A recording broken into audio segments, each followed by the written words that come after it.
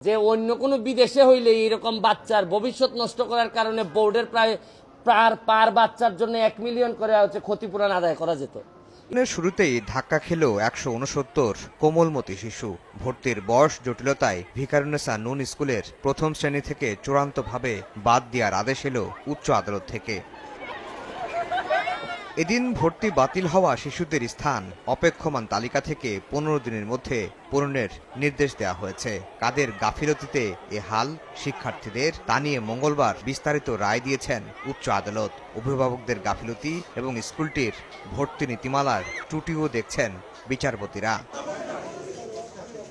অভিভাবকদের আইনজীবী বলছেন, এই কালিমা সারা জীবন বয়ে বেড়াতে হবে নিষ্পাপ শিশুদের। উন্নত দেশে শিক্ষার্থী প্রতি যার ক্ষতিপূরণ $1 মিলিয়ন।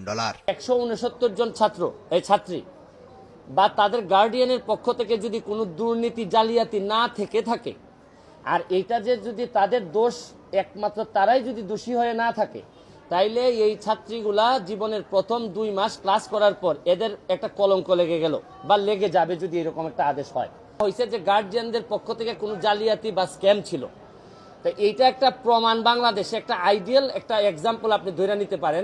দুর্নীতি থাকলে থাকতে পারে মাউসির পক্ষে, থাকলে থাকতে পারে ভিকারুন্নেসার পক্ষে, কারণ এই 169 জন বাচ্চা কিন্তু লটারির মাধ্যমে আসছে, কারো সুপারিশে আসে নাই, এবং তারা কোথাও দেখাইতে পারেন নাই যে এই লটারিতে কোনো দুর্নীতি ছিল।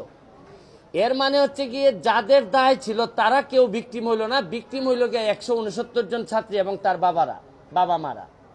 এবং আমার বিষয়টাই হচ্ছে গিয়ে এখানে একটা জিনিস, এমন একটা দেশ এখানে দেখেন, এই বাচ্চাগুলো এখন যাবে কোথায়? এরা 2 মাস এই ভিকারুন্নের সাথে পড়ার পর এদেরকে আপনি জীবন শুরু করার সময় বলে দিলেন যে আরে তোমরা তো হাইকোর্টের রায় তো তোমরা বাতিল হয়েছে, তোমাদের মধ্যে ঝামেলা আছে। এখন প্রশ্ন হচ্ছে গিয়ে ঝামেলা এদের যে মিউজিক তারা ফেস করতেছে, এদের যে এই রিটকারী আইনজীবী বলছেন, ভিকারুন্নেসায় দীর্ঘদিন ধরে চলে আসা অনিয়মের শিকার এই শিশুরা। ভর্তি কমিটি এখানে আসলে কি ধরনের দুর্নীতি হয়েছে, কি ধরনের স্ক্যাম হয়েছে, বা সফটওয়্যারে কোনো রকমের গাফিলতি কারো ছিল কিনা, এটা খুঁজে বের করে দোষীদের বিরুদ্ধে ব্যবস্থা নিতে বলেছে। নীতিমালা অনুযায়ী 6 বছরের উপরে 7 বছরের নিচের শিশুরা প্রথম শ্রেণীতে ভর্তির আবেদন করতে পারবেন, অথচ 7 থেকে 8 বছর বয়সী এই 169 জনকে ভর্তি